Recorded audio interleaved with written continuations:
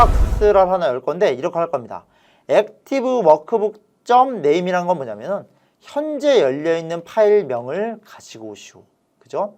그런데 이번 째는 뭐냐면은 메시지 박스 액티브 시트.name 현재 열려있는 시트의 이름을 출력하시오. 이런 걸 한번 해볼 거고요.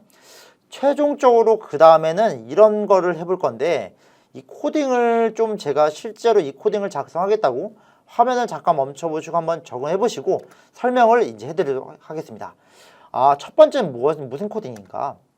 현재 파일명을 북네임이라는 변수에 저장해 두고 현재 시트명을 시트네임이라는 변수에 저장해 두겠습니다. 그 다음에 두 번째로는 어플리케이션 워크북.open 파일 네임 C 드라이브 안에 연습 폴더 안에 연습 파일 1.xlsm 이건 방금 전에 실습해 봤죠.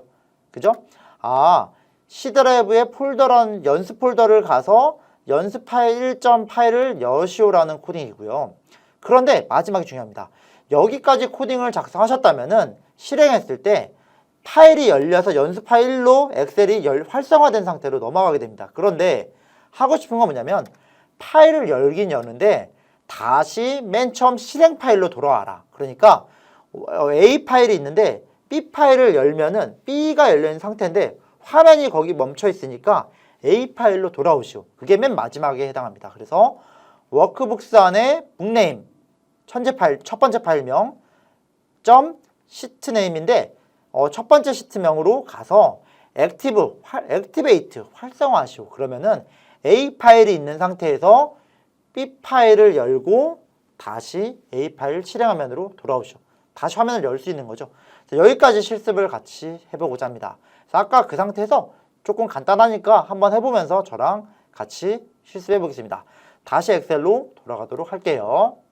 자, 여러분들 아까 실습하던 엑셀 파일로 돌아왔습니다. 그래서 하려는 게 뭐냐면 이겁니다. 간단하게 설명을 드려볼게요. 파일을 여는 매크로 실행을 합니다. 그럼 엑셀 파일이 열렸습니다. 상단에 파일명은 지금 연습 파일이 열렸죠. 그런데 하고 싶은 건 뭐냐면 여기서 Alt 탭 하고 싶은 겁니다. 아시겠죠?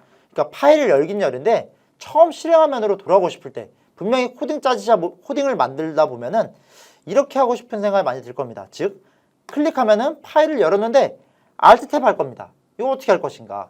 이거에 관한 내용인데요. 코딩 방법은 이제 하나씩 해보면서 다음과 같은 코딩을 만들어 보겠습니다. 그래서 Alt F11을 눌러서 편집기에서 한 번씩 해볼게요. 서브 테스트. 그죠? 이 상태에서 어떻게 할 거냐면 이렇게 해볼 겁니다. 메시지 박스를 하나 만들 건데 이 안에서 액티브 워크북이라는 북스가 아닙니다. 액티브 워크북이라는 하면 여기 대문자로 바뀌죠. 그럼 이거는 현재 열려있는 파일을 가리켜요. 그런데 .name이라 하면은 현재 열려있는 파일명을 가리킵니다. 그래서 이 상태에서 코딩을 실행해보면은 현재 열려있는, 즉 상단에 통합문서 1이라 써있는데 그 파일명을 그대로 가져와서 호출할 수가 있어요. 그죠? 통합문서 1. 그 다음에 하나만 더 명령을 알아야 되는데 메시지 박스에 액티브, 그죠? 액티브 워크시트. 이것도 S가 아닙니다. 단수를 가리키면은 액티브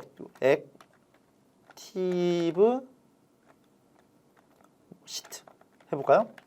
이렇게 액티브 시트를 하게 되면 현재 열려있는 시트를 가리키고 .name 하게 되면은 다음과 같은데 한번 실행 한번 해보겠습니다. 그래서 실행. 그러면 현재 열려있는 시트, 즉 왼쪽 하단에 시트명이 시트1이니까 그 이름을 출력할 수 있습니다. 그래서 여러분들 방금 보이듯이 액티브 워크북.name, 액티브 시트.name 이 명령어는 현재 파일의 이름, 현재 파일의 시트명을 가져오는 명령어입니다. 그래서 이 명령어를 활용을 해서 현재 시트와 현재 파일로 돌아오는 걸 활용해 볼 건데요. 한번 해보겠습니다. 위에서 이렇게 합니다. 변수를 하나 만듭니다. 파일 네임이라고 적을게요. 파일 네임은 이렇게 합니다. 액티브 워크북.name이라고 적어서 하나 만들고요. 그 다음에 시트 네임이라는 변수를 만들어서 액티브 시트.name이라고 하나 만들어 보겠습니다. 즉 여기까지 뭐냐면 이 변수에 현재 열려있는 파일명을 저장하시오. 여기 시트네임에는 현재 열려있는 시트명을 저장하시오. 그러면은 아래 명령은 뭐였죠? 파일을 읽기 전용으로 여시오.